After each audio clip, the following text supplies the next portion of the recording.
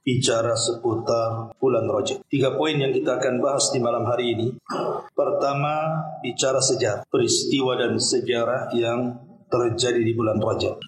Yang kedua, banyak hadis-hadis yang berseliweran. Sebagian hadis tentang keutamaan bulan Rajab ini bukan hanya sekedar lemah, tapi sampai kepada tingkat maudhu palsu. Nanti kita akan bahas hadis-hadis tentang bulan Rajab dan keutamaannya. Dan yang terakhir tentu nasihat ataupun apa yang harus kita lakukan selama bulan Rajab ini berlangsung sampai akhir daripada Rajab. Pertama, bicara sejarah. Bulan Rajab ini, kalau kita mengupas sejarah Nabi dan juga para sahabatnya atau generasi setelahnya, banyak peristiwa-peristiwa besar. Saya tidak akan menyebut semuanya karena banyak peristiwanya. Kita akan menyebut peristiwa-peristiwa besar saja. Pertama, hijrahnya para sahabat Nabi SAW, hijratul ula, hijrah pertama. Kemana? Ke Ethiopia. Ketika kaum muslimin di Mekah tertindas di permulaan dakwah, karena memang belum memiliki kekuatan, banyak para sahabat Nabi SAW yang disiksa. Tentu ada kekhawatiran dari Nabi SAW kalau seandainya sebagian para sahabat kembali kepada agama mereka, karena tidak kuat dengan siksaan orang-orang Quraisy.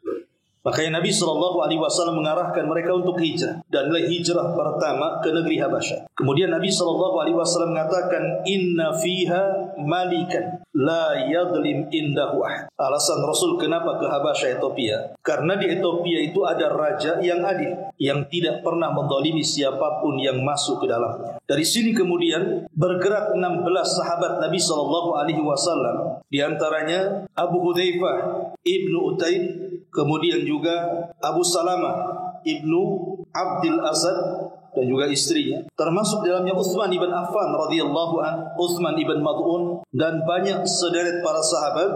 Dari 16 sahabat Rasul ini bergerak ke Habasyah. Lah hijrah ini terjadi di bulan Rajab. Ini yang pertama. Yang kedua, peristiwa besar yang disebut dengan Isra dan Mi'raj. Memang terjadi perselisihan, tetapi Al-Imam Mubarakfuri di dalam kitabnya Rahiqul Maktum menukilkan pendapat Al-Allamah Al-Mansur Al-Fawri rahimahullahu ta'ala bahwa peristiwa Isra Mi'raj itu terjadi di bulan Rajab. Dan kita tahu peristiwa ini spektakuler karena tidak ada satupun Nabi yang pernah sampai ke Sidratil Muntaha kecuali Rasul kita Muhammad SAW. Dan kisah Isra Mi'raj harus ada kajian khusus karena peristiwa ini banyak pelajaran di dalam. Nanti kita mungkin minggu depan atau minggu-minggu yang lain kita akan ceritakan peristiwanya. Ini yang kedua, peristiwa Isra Mi'raj yang kemudian melahirkan salat 5 waktu. Kemudian yang ketiga, pengutusan Sariyah Abdullah ibn Jahaz. Nabi SAW terkadang perang memang dipimpin sendiri, tapi terkadang tidak dipimpin sendiri, tapi mengutus Sariyah, pasukan khusus. Lah ada pasukan khusus yang disiapkan oleh Nabi SAW, dipimpin oleh Abdullah ibn Jahaz. Itu terjadi di bulan Rajab. Kenapa kemudian ingin saya sentuh peristiwa Sariyah Abdullah ibn Jahaz ini? Karena sebab Sariyah ini terjadi perang Badar. Sebab pengutusan Sariyah Abdullah ibn Jahaz ini inilah penyebab terbesar kenapa kemudian tercetus perang dalam sejarah yang merupakan Yaumul Furqan, hari pembeda antara hak dan yang batil, atau disebut dengan Badar Kubra. Jadi pengutusan Sariyah Abdullah bin Jahaz ini terjadi di bulan Rajab. Kemudian juga peristiwa yang terjadi di bulan Rajab adalah tahwilul kiblah, pemalingan kiblat. Ketika Nabi SAW belum hijrah, masih di Mekah, Nabi sempat salat itu menghadap Baitul Maqdis selama 3 tahun. Jadi dari tahun ke-10 sebelum hijrah atau setelah diangkatnya beliau menjadi Nabi sampai tahun ke-13, artinya 3 tahun selama di Mekah, itu kiblat masih menghadap Baitul Maqdis. Kemudian setelah hijrah Nabi SAW di kota Madinah, maka Rasul pun masih menghadap Baitul Maqdis dan membelakangi Ka'bah. Dan itu selama 1 tahun 6 bulan beliau masih menghadap Baitul Maqdis. Baru tepat di bulan Rajab sebelum terjadi perang Badar, maka Nabi SAW ketika itu melihat bahwa kiblat mereka orang-orang Yahudi sama dengan kiblat kaum muslimin. Rasul tidak mau. Maka Nabi SAW berkeinginan untuk memalingkan kiblat dari Baitul Maqdis ke Mekah. Walaupun ketika terjadi pemalingan ini ribut, baik orang-orang Yahudi menyebarkan hoax gitu ya, ataupun orang-orang munafik. ataupun orang-orang musyrik Arab. Orang-orang Yahudi menganggap pemalingan kiblat itu adalah permainan agama Islam. Kok agama kok dimain-mainkan gitu. Dari Baitul Maqdis kok ujung-ujung dipindah pula ke Ka'bah. Orang-orang musyrik mengolok-olok dan mengatakan, lihat Muhammad sudah kembali kiblatnya ke arah kita. Sebentar lagi dia meninggalkan agama dan kembali kepada agama kita, kata orang-orang musyrik Mekah. Apalagi orang munafik. Tetapi Allah Subhanahu wa taala menegaskan jangan pedulikan mereka. Karena ini perintah Allah. Qad nara taqalluba wajhika fis sama' falanwalliyannaka qiblatan tardaha fawalli wajhaka syatral masjidil haram. Turun ayat. Pemalingan kiblat itu terjadi di bulan Rajab tepat di salat asar. Jadi salat asar itulah pertama kali pemalingan kiblat dari Baitul Maqdis ke Baitullah Al-Haram. Kemudian juga terjadi perang Tabuk.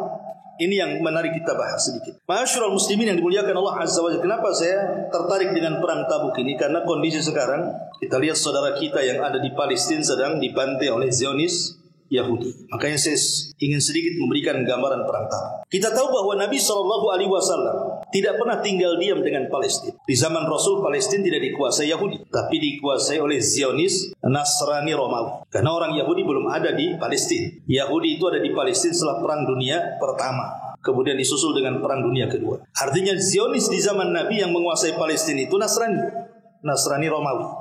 Jadi Nabi SAW ingin membebaskan Palestina itu 3 kali. Pertama di Perang Mu'tah, kemudian yang kedua di Perang Tabuk, kemudian yang ketiga ketika pemberangkatan tentara Usama ibn Zaid. Artinya Rasul sudah ada upaya itu untuk membebaskan Palestina di zaman itu. Tetapi sayang ketika Nabi SAW memberangkatkan pasukan di Tabuk, ini langsung Rasul yang memimpin. Dan itu perang terakhir Nabi. Maksudnya perang yang terakhir yang dipimpin Rasul itulah Perang Tabuk. Dan wilayah Tabuk itu ada di mana? Ada di Jordan. Jordan itu perbatasan Palestina, sudah dekat. Tapi Nabi belum berhasil. Walaupun kita tahu bahwa dari Madinah ke Jordan itu, ke Tabuk itu kan mau 3 bulan perjalanan. Kemudian melakukan peperangan 3 bulan, pulang pula 3 bulan, artinya kan 9 bulan. Dari usia Nabi SAW di Madinah 10 tahun, artinya 1 tahun kurang Rasul berusaha untuk membebaskan Palestina. Ada upaya kesana. Lah sebelum wafatnya Nabi SAW mengirim pasukan karena Rasul tidak berhasil, maka Rasul mengirim pasukan lagi dipimpin oleh Usama ibn Zaid untuk membebaskan Palestina. Tapi masalahnya pasukan sudah dibentuk, Nabi SAW meninggal dunia. Bahkan ketika Nabi SAW sakaratul maut, dia panggil Abu Bakar Siddiq radhiyallahu anhu dan para sahabat senior dan mengatakan, "Anfidhu bi'sa Usama." Kalian semua harus memberangkatkan tentara Usama ibn Zaid. Abu Bakar mengatakan, "Ya Rasulullah, kami sibuk, Anda sedang sakit. Nanti kami berangkatkan. Sekarang sembuhkan dulu penyakit." Tapi Rasul 3 kali mengatakan, "Anfidu bi'sa Usama." Berangkatkan Usama dan pasukannya. Berangkatkan Usama dan pasukannya. 3 kali Rasul. Tentu kalimat 3 dalam bahasa Arab itu ada makna. Kalau Rasul mengulang-ulang 3 kali itu berarti ini wasiat. Lah ketika Nabi SAW meninggal dunia, betul-betul wasiat ini dilakukan siapa? Abu Bakar. Padahal ketika itu Abu Bakar diuji oleh Allah Subhanahu wa taala karena banyak kaum muslimin yang murtad di zaman. Bayangkan hampir semua kota-kota Islam murtad kecuali Madinah. Semua daerah murtad. Hatta sebagian Mekah pun murtad. Tapi Abu Bakar Siddiq radhiyallahu anhu ketika itu tetap mengutus pasukan Usama ibn Zaid. Umar ketika itu tidak setuju. Kenapa? Tentu ada alasan. Kalau seandainya Madinah ini kosong daripada tentara, tiba-tiba kemudian orang-orang murtad itu menyerang Madinah, habislah Madinah. Ketika habis Madinah, tidak ada Islam lagi di dunia, kan? Logikanya seperti itu. Makanya Umar tidak setuju. Tetapi Abu Bakar Siddiq radhiyallahu anhu tetap, ini wasiat tadi. Tidak mungkin dibalik wasiat tidak ada kebaikan. Abu Bakar ngotot, tetap kirim pasukan Usama. Kalau memang memerangi orang murtad, kita bentuk pasukan baru. Akhirnya kemudian Abu Bakar tetap dengan posisinya, dikirimlah pasukan Usama ibn Zaid menuju Palestina. Dan Abu Bakar berhasil memerangi orang murtad. Sehingga dengan kekurangan pasukan tetapi kegigihan kaum muslimin yang tersisa di Madinah bisa menumpas orang-orang murtad. Sampai para ulama mengatakan Islam pernah ditolong oleh 2 manusia. Abu Bakar di zaman murtad dan Imam Ahmad di zaman fitnah. Berangkatlah Usama ibn Zaid, tetapi tidak bisa menguasai Gaza. Akhirnya kemudian di akhir hayat Abu Bakar Siddiq radhiyallahu anhu mengirim pasukan lagi dipimpin Amr ibn As dan Khalid ibn Walid. Tapi Khalid dia ngarahnya ke Irak membebaskan Baghdad, sementara Amr bin As ini ngarahnya ke Palestina untuk menguasai Gaza. yang sebelumnya sudah diutus Usama bin Zaid. Tapi Amr ibn As radhiyallahu anhu tidak mau bergerak sendiri. Dia tidak mau masuk ke Gaza sampai ada pasukan yang banyak yang kemudian mengepung Gaza. Akhirnya Abu Bakar Siddiq radhiyallahu anhu mengirim surat kepada Khalid ibn Walid yang ketika itu sudah sampai di Baghdad. Ketika membaca surat Abu Bakar bahwa dia disuruh gabung ke Palestina karena itulah wasiat Rasul, maka dalam 5 hari Khalid paham, langsung memutar barisan pasukan, kemudian bergabung dengan tentara Amr bin As dan berhasil masuk Gaza. Masalahnya Abu Bakar meninggal dunia. Dia tidak menyaksikan bagaimana Palestina jatuh ke tangan kaum muslim. Baru di masa Umar ibn Khattab radhiyallahu an, betul-betul Palestina yang dikuasai Zionis Nasrani Romawi ini takluk di tangan kaum muslim oleh para tokoh-tokoh Islam, Abu Ubaidah ibn Jarrah, Khalid ibn Walid, dan banyak sekali orang-orang hebat dalam Islam yang meruntuhkan Palestina di zaman itu dikuasai kaum muslimin. Barulah Umar radhiyallahu an berangkat dari Madinah dan mengambil kunci Baitul Maqdis. Dari sini kita tahu bahwa pembebasan Baitul Maqdis itu bukan jasa Umar semata, tetapi sebelumnya ada Abu Bakar, dan sebelum ada Abu Bakar ada Rasulullah sallallahu alaihi wasallam. Artinya di sini apa? Ada sumbangsi Rasul. Dialah yang memulai pembebasan Palestina. Lah, salah satu sumbangsi Rasul sallallahu alaihi wasallam untuk membebaskan Palestina itu ya 3 kali peperangan. Perang Mu'tah yang pertama, itu mukaddimahnya. Kemudian yang kedua perang Tabuk, dan yang ketiga pengutusan tentara Usama ibn Zaid. Lah, perang Tabuk ini menurut Imam Ibnu Ishaq, seorang pakar sejarah, itu terjadi di bulan Rajab. Ya, itu terjadi di bulan Rajab. Bahkan kelak juga ketika kemudian Palestina dikuasai lagi oleh orang-orang Nasrani Romawi itu, di zaman Salahuddin Al-Ayyubi pun pembebasannya terjadi di bulan Rajab juga. Karena kan Palestina kan bolak-balik diserang ya. Ketika Daulah Abbasiyah datang tentara Maghul. Maghul itu dari mana? Dari Tatar, dari Cina. Dialah yang kemudian merontokkan Irak, Baghdad itu sampai banjir darah, genosida yang luar biasa oleh tentara Genghis Khan gitu ya, Maghul. Ini tentara Maghul ini bukan hanya menghancurkan Baghdad, itu sampai ke Suriah, sampai ke Palestina. Dan ketika sudah di depan Masjidil Aqsa, ada seorang imam, seorang pemimpin Islam dari Turki, seorang mazhab Maliki, ya, saya lupa namanya. Dialah yang kemudian menyerang orang-orang Maghul, karena ketika itu hendak menghancurkan Baitul Maqdis, maka berhasil mengusir orang-orang Maghul kembali ke negaranya. Artinya di sini ikhwatu fillah muliakan Allah Azza wa Jalla, memang peristiwa Palestina dari zaman ke zaman seperti akan dikuasai kemudian kita rebut kembali, dikuasai lagi, dan terakhir dikuasai kaum muslimin di tangan Al-Mahdil Muntadhar. Baik.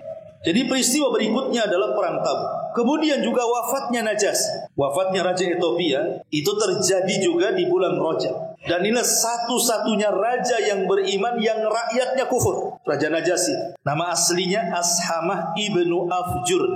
Ashamah ibn Afjur. Karena Najasyi itu kan istilah dari Raja Habasyah Ethiopia. Sama dengan Kisra bagi istilah Raja Persia, kemudian Kaisar istilah Raja Romawi, kemudian Tuba istilah Raja Yaman, kemudian Muqawqis istilah Raja Mesir, Iskandaria, dan begitu seterusnya. Maka Najasyi itu istilah raja dari Ethiopia. Namanya Ashamah ibn Afjur, wafat di bulan Rajab, dan Rasul mensalat gaibkan di Madinah. Inilah salat gaib pertama yang dilakukan Rasul karena wafatnya Najasyi. Ini terjadi di bulan Rajab. Kemudian perang Yarmuk, ma'ruf perang Yarmuk dalam sejarah, itu juga terjadi di bulan Rajab. Dan banyak lagi termasuk pembebasan Damaskus, kemudian pembebasan Andalus, ya. Itu semua terjadi di bulan Rajab. Jadi banyak sejarah-sejarah yang terjadi di bulan Rajab. Taib ini dari sisi sejarah. Kita masuk pada hadis-hadis palsu. Ma'asyiral muslimin yang dimuliakan Allah Azza wa Jalla, kita tahu kalau datang bulan Rajab, terutama di dunia medsos, terkadang berseliweran gitu ya, tentang keutamaan salat di bulan Rajab, puasa di bulan Rajab, sedekah di bulan Rajab, umrah, dan begitu seterusnya. Tapi pertanyaannya, adakah hadis yang sahih yang menjelaskan tentang keutamaan bulan Rajab? Kita tidak ragu bahwa Rajab ini bulan mulia. Masuk pada surah At-Taubah 36. Ketika Allah Subhanahu wa taala berfirman dalam surah At-Taubah 36, "Inna iddatasy-syuhuri indallah 12 syahran fi kitabillah. Yauma khalaqas samawati wal ardh minha arba'atul hurum.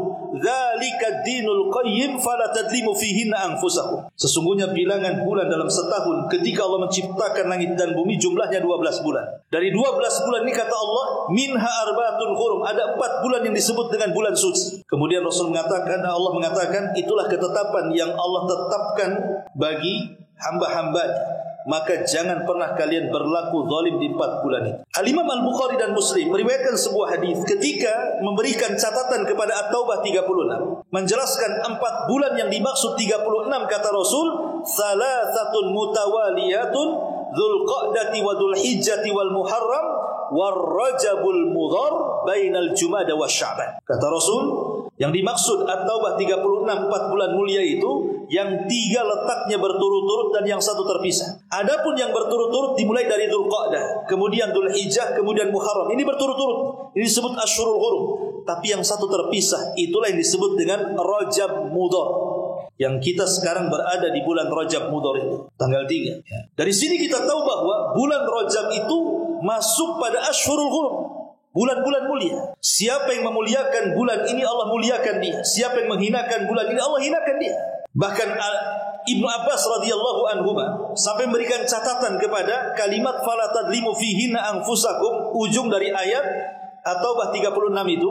Apa kata Ibnu Abbas? Beliau mengatakan, siapapun yang melakukan kezaliman, walaupun kezaliman itu tetap dosa di bulan manapun dikerjakan, tapi kalau dilakukan di bulan-bulan suci, salah satunya Rajab, maka dosanya lebih besar dibandingkan di bulan-bulan lain dia lakukan kezaliman.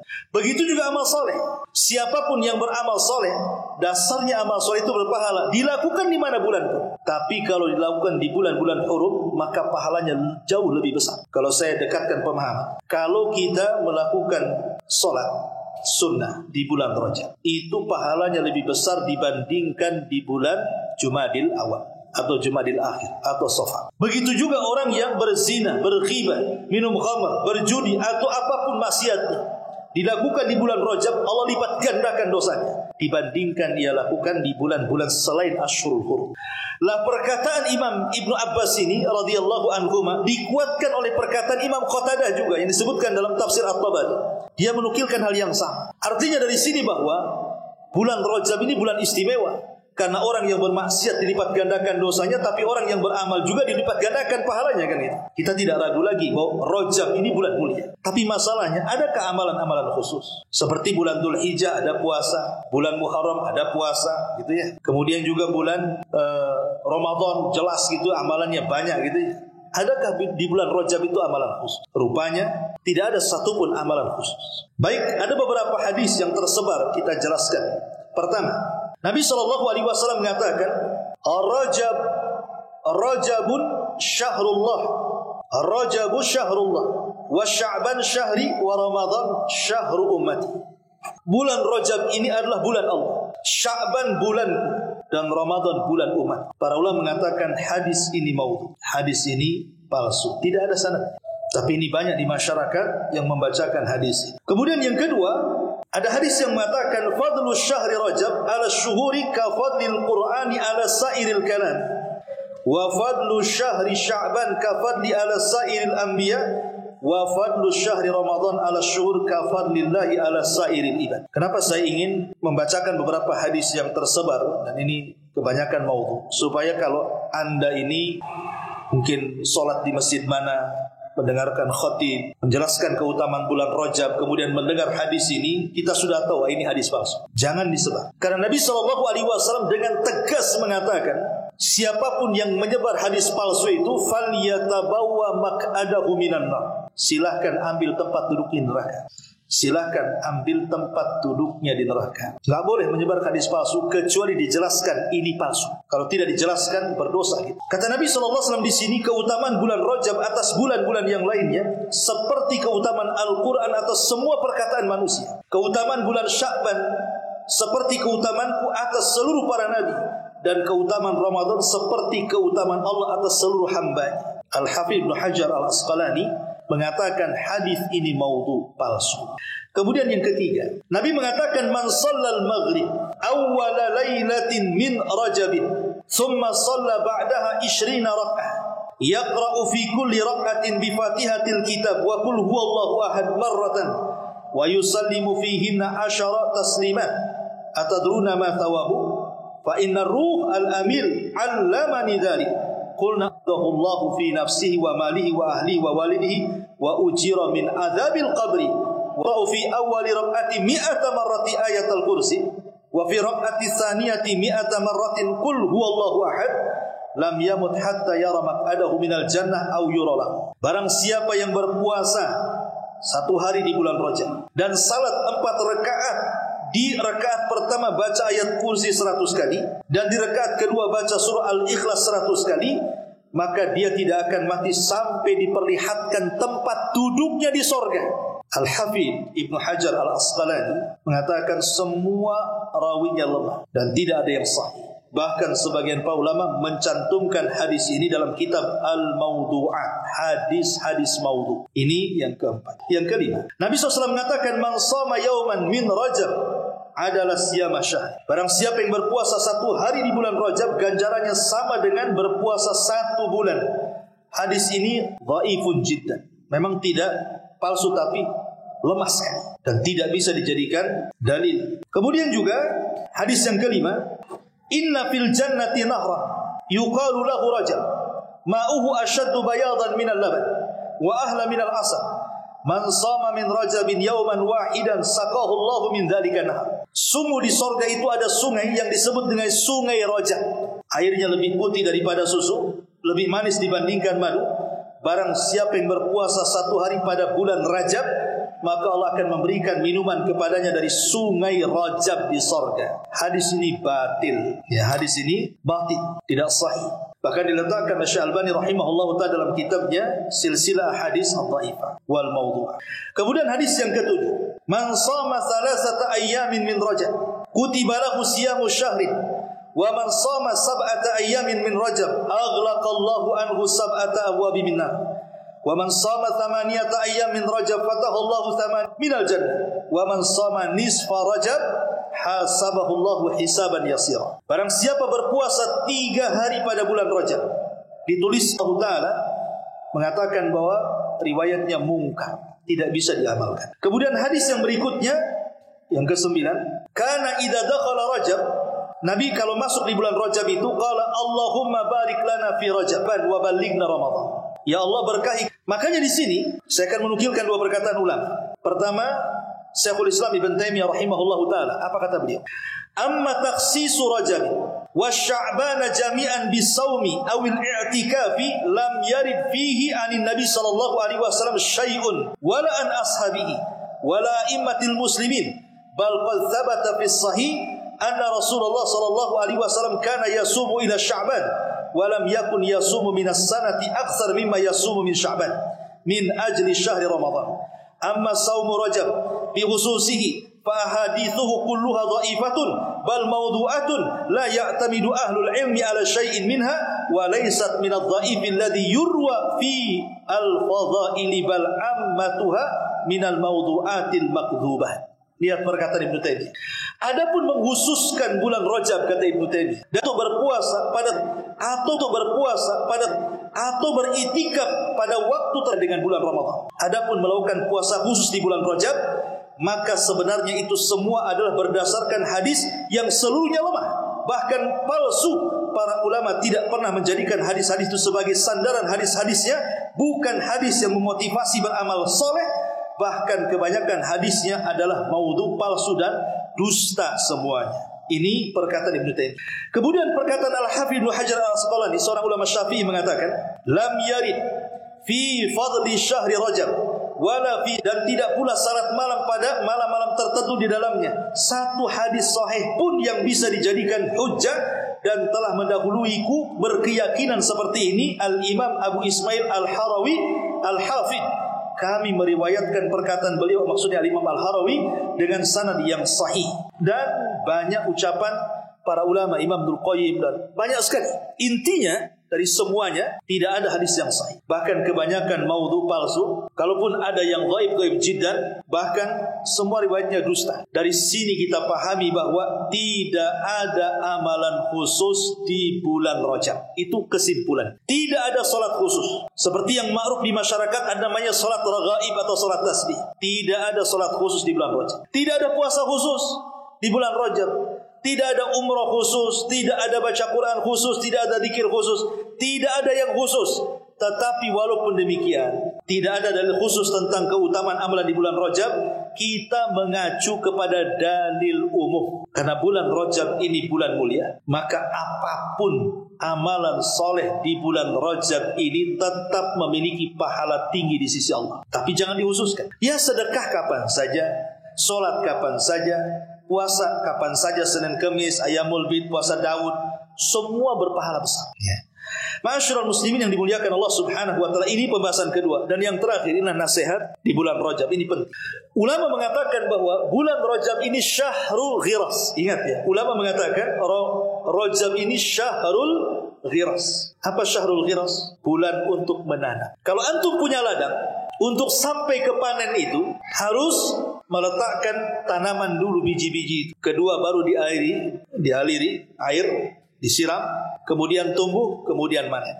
Ulama mengatakan bahwa bulan Rajab ini syahru ghirasin, bulannya kita menanam. Adapun Sya'ban itu syahru saqah, bulannya mengairi. Dan bulan Ramadan itu syahrul hisad, bulannya memanen. Jadi kalau kita hendak memanen di bulan Ramadan, memanen hasil di bulan Ramadan, tanam dari bulan Rajab, maka Anda akan memanen di bulan Ramadan. Kita sering kalau masuk Ramadan kan, ada sebagian kita mengeluh, capek kali sholat di sana. Kenapa? Udah panjang-panjang bacaannya, rukunya lama, sujudnya lama kan gitu. Mau 2 jam saya sholat di tempat itu, kayaknya sekali aja lah di situ. Sana cepat tuh, gak sampai 15 menit selesai. Ada yang ngomong begitu? Ada. Yang lain mengatakan, aduh lapar kali ini puasa. Kadang-kadang karena awal permulaan puasa, tak sadar dia minum padahal sedang puasa. Karena kaget. Akhirnya puasanya kan bawaannya lemas saja. Tidur aja seminggu pertama. Lemas. Kenapa kok lemas? Awal Ramadan. Gimana gak lemas puasa katanya. Ya. Ada orang yang baru mulai baca Quran, udah jenuh, baru berapa lembar, udah malas. Banyak ibadah-ibadah yang tumbang di bulan Ramadan. Kenapa coba? Karena dia tidak memulai ibadah di bulan Rajab. Kalau orang memulai di bulan Rajab ini kebiasaan-kebiasaan ibadah di bulan Ramadan, kita mulai dari sekarang, maka di bulan Ramadan kita tidak akan kesulitan untuk ibadah. Contoh nih, kita bulan Rajab sudah mulai latihan puasa. Puasa Senin Kemis, puasa Ayamul Bid, puasa Daud umpamanya kan. Sudah biasa lapar kan. Kemudian Sya'ban, Nabi SAW paling banyak puasa di bulan Sya'ban itu. Hampir 1 bulan. Tapi tidak sama dengan Ramadan. Artinya kalau Ramadan sampai 29 hari atau 30. Kalau Sya'ban ya kalau bisa sampai 27 hari saja. Dari tanggal 1. Sehingga ketika kemudian istiqomah puasa dari Rajab, Sya'ban, masuk Ramadan, namanya orang biasa lapar. Ya tenang-tenang saja dia puasa kan. Biasa lapar. Nggak kaget perutnya kan. Tapi kalau ujung-ujung Ramadan kita puasa, apa nggak kaget tuh, apa nggak protes perut tuh sama kita kan. Akhirnya bawaannya lemas. Itu contoh. Atau orang sholat malam, kalau kita membiasakan dari sekarang sholat malam umpamanya kan, biasa dipanjang-panjangi, kemudian sampai ke Sya'ban, boleh jadi kita mengkritik imam, pendek kali imam. Kritiknya bukan panjang kali, pendek kali kan itu. Karena sudah terbiasa. Atau orang yang biasa baca Quran, kalau umpamanya di bulan Rajab ini nggak apa-apa lah, mungkin 1 muka, 2 muka, 1 muka, 2 muka, kemudian ditingkatkan di bulan Sya'ban, di bulan Ramadan nyantai dia. Kenapa? Lidahnya sudah terbiasa baca Quran. Kalau orang 1 tahun tidak baca Quran, tiba-tiba datang Ramadan, megang Quran, walaupun Anda ini lancar baca Quran, saya pastikan tidak akan lancar. Tidak akan lancar. Kenapa? Tidak membiasakan baca Quran. Walaupun sebenarnya Anda sudah bisa baca Quran lancar kan? Tapi kalau Quran ditinggalkan 1 tahun, baru sibuk Ramadan ambil Quran mau menghatamkan, nggak akan hatam Quran itu. Salah-salah dia baca. Makanya kemudian dimulai dari bulan Rajab. Karena ini bulan ghiras kata ulama. Bulan tempatnya menanam untuk menuai hasilnya di Ramadan. Sebutkan ibadah apa di bulan Ramadan, lakukan sekarang. Itu maksud. Karena ini adalah syahrul ghiras kata ulama. Ini yang pertama, nasihat pertama. Nasihat yang kedua, walaupun secara umum bulan Rajab saya katakan semua riwayatnya hampir dipastikan palsu, walaupun dhaif jiddan, dusta semuanya kan. Tapi secara umum, amalan-amalan di bulan Rajab itu tetap berpahala tinggi. Ayat yang saya sebut di awal, inna iddatash syuhuri indallah itu, isna asyara syahran minha arba'atul hurum, itu terletak di surat apa? At-Taubah. Ketika Allah menjelaskan tentang bulan-bulan hurum, diletakkan tidak di surat Al-Baqarah, tidak pula di surat Al-Imran, tidak didapati dalam surat Al-Anfal atau surat-surat yang di Al-Quran kan. Tapi Allah menjelaskan keutamaan bulan-bulan hurum, salah satunya Rajab itu di surat apa?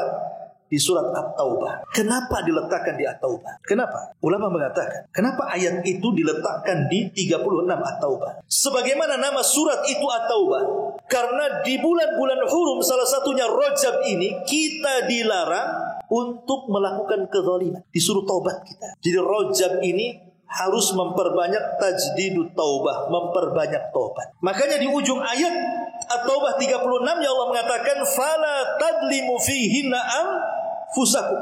Inilah amalan terbesar, jangan dilakukan di bulan Rajab. Karena nas Quran menjelaskan seperti itu, jangan melakukan kezaliman. Zalim itu terbagi tiga. Pertama, zalim kepada diri sendiri. Yang kedua, zalim kepada orang lain.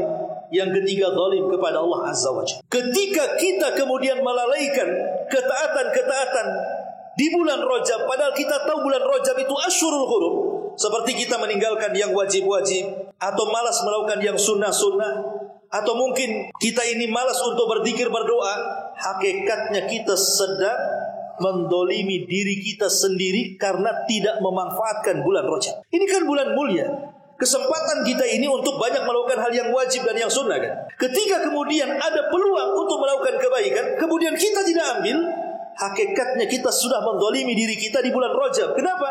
Karena ada peluang kebaikan, kita tidak melakukannya. Dan itu artinya zalim terhadap diri sendiri. Lakukan amal soleh. Kalau ada peluang, kenapa tidak? Ada peluang sholat, ada peluang sedekah, ada peluang zikir, ada peluang baca Quran.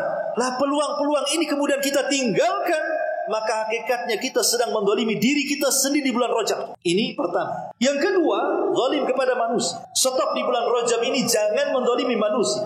Anda sebagai bos, jangan dolimi karyawan. Anda mungkin sebagai suami, jangan mendolimi keluarga, jangan mendolimi tetangga. Anda seorang pemimpin, jangan mendolimi rakyat. Dan begitu seterusnya.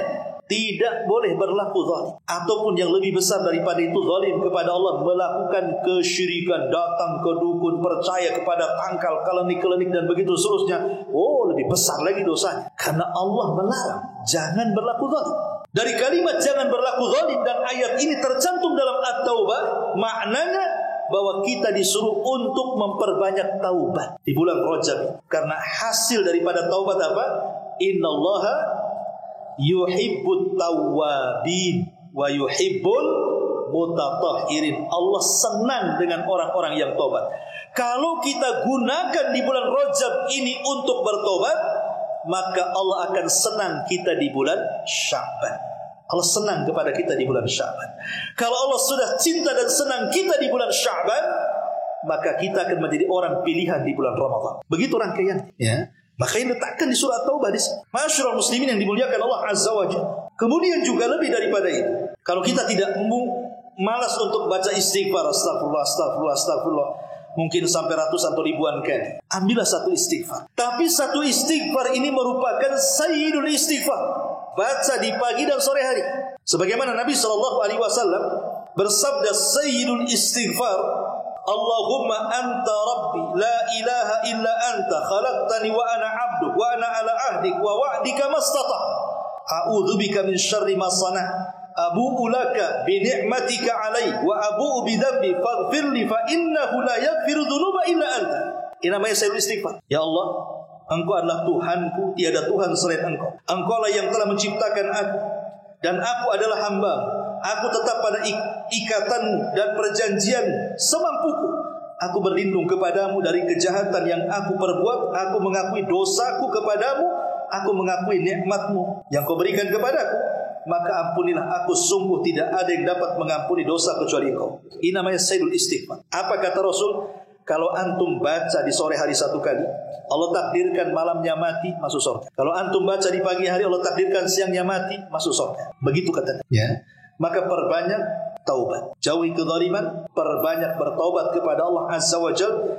dan ambil amalan-amalan yang ringan tapi pahalanya besar. Seperti apa? Zikir, doa, baca Quran. Itu kan amalan-amalan ringan tapi pahalanya besar, ya. Ma'asyiral muslimin yang dimuliakan Allah Azza wa Jalla, syukur-syukur kalau seandainya kita amalan-amalan harian yang di luar Rajab itu kita lakukan lebih meningkat lagi di bulan Rajab. Seperti sebelum tidur kita baca surah Tabarak gitu. Kata Nabi SAW, man qara'a tabarakalladzi biyadihil mulku kulla lailatin mana'ahu Allah Azza wa Jalla biha min adzabil qabr. Siapa yang membaca surah At-Tabarak, maksudnya tabarakalladzi biyadihil mulku wa huwa ala kulli syai'in qadir, itu setiap malam, maka dia tidak akan tersentuh azab kubur. Atau baca ayat kursi, atau baca apalah kan begitu. Karena tidak ada amalan khusus masalahnya kan. Ketika tidak ada amalan khusus, maka ambil amalan umum. Yang jelas perbanyak dengan amalan-amalan di bulan Rajab ini, kesempatan terakhir dari Asyurul Hurum. Karena kalau menunggu Asyurul Hurum yang lainnya kan nunggu Dzulqa'dah lagi habis Ramadan nanti kan. Mesti lama lagi. Apa lagi kan? Ya kalau masih ketemu dengan Asyurul Hurum berikutnya. Kalau tidak, makanya ini kesempatan. Maka bersyukurlah kepada Allah. Allah masih berikan kesempatan kita sampai di bulan Rajab. Minta kepada Allah keberkahan di bulan Rajab, kemudian keberkahan di bulan Sya'ban, dan minta kepada agar kita sampai di bulan Ramadan. Itulah pembahasan di malam hari. Mudah-mudahan ada manfaatnya. Subhanaka bihamdika asyhadu an la ilaha illa anta astaghfiruka wa atubu ilaik. Allahu ta'ala alam. Assalamualaikum warahmatullahi wabarakatuh.